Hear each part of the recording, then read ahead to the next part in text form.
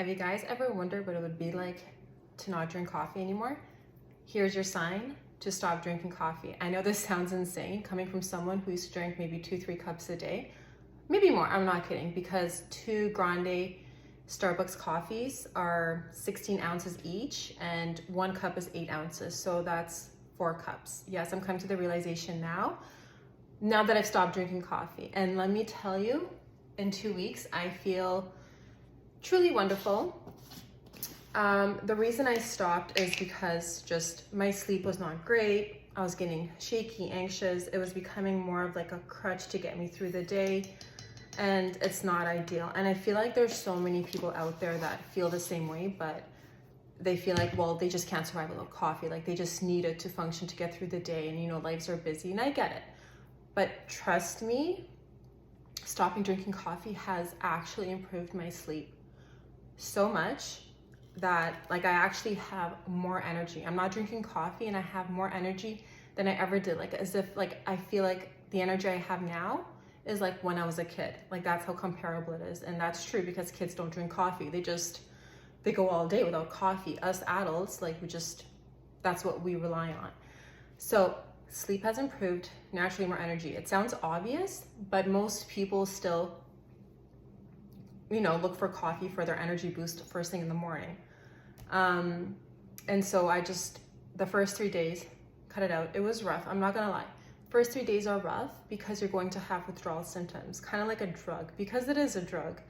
I hate to admit that. It's not obviously it's not a serious drug, but it is if it's impacting your quality of life and your health. And so for myself, I feel like my hormones were not quite balanced. And this is speaking out to the ladies. If you feel like you have any kind of hormonal imbalances, I truly recommend just experimenting, cutting out caffeine. And I know it's tough, but in the long run, you're going to benefit so much. And so, although I'm not a nutritionist, I'm not a doctor, I'm just speaking from my own experience, I feel so much better. I don't have any mood swings throughout the day. My energy is pretty stable. Come 10 o'clock, I'm very sleepy and I just go to bed and I don't have trouble falling asleep.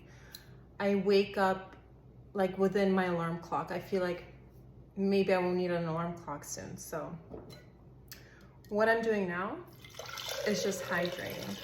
And hydrating is so important. This is how I'm keeping my energy up. And one thing to note is your body is not deficient or lacking of caffeine. There's no such thing. Our bodies may be deficient in minerals and vitamins, certainly hydration, but definitely not caffeine. So you need to give your body what it's asking for, and it's hydration. And so again, I know that's obvious, but a lot of us kind of don't really practice that. And so what I do every day is, first thing in the morning, I have my warm water with lemon. I find that so soothing, especially in the winter. So that really helps me to wake up, and it's a good way to start the detoxification for my body first thing in the morning. I'll have my breakfast, and then I'll brush my teeth, and then I'll have my electrolytes. And right now I'm using these Organica ones. If you guys, I'm not sponsored or anything, but if you have any better ones that you'd recommend, I'm open to any suggestions. Leave your comment down below and I'm happy to explore any other kind. But I truly think hydration is so important for energy. If you just try to drink as much water as possible. And so actually I was doing this while I was drinking coffee, but it wouldn't matter. I would just go to the bathroom more and more and more. Sorry, TMI, but that's the truth. When you drink coffee, it's a diuretic. So naturally you're going to pee more. What happens when you're going to the bathroom more is that your body's depleting minerals. And for myself, and I imagine many ladies out there, if you suffer from anemia or low iron, you may want to look into cutting down on caffeine, especially for me. I was borderline anemic, and it didn't matter how many supplements I took, how many iron pills I took. I do eat meat, and I would eat meat on a regular basis, and I was doing everything, but it didn't matter. My iron was still so low, and I knew it was because of coffee. I was in denial. I was like, no, I'm gonna do everything, but make sure I don't cut out coffee. But really, that's all I really had to do. I don't need to take a huge amount of iron supplements now. My body can regulate itself because it's not depleting all the minerals while I'm drinking coffee. So those are just some important things to consider. Hydration, improved sleep, and vitamins and minerals. Like those three things for me are so important. And there's more, like there's more benefits, of course, with quitting coffee and being more hydrated. My skin feels better, like it's more glowy, it's more supple, I'm not dehydrated.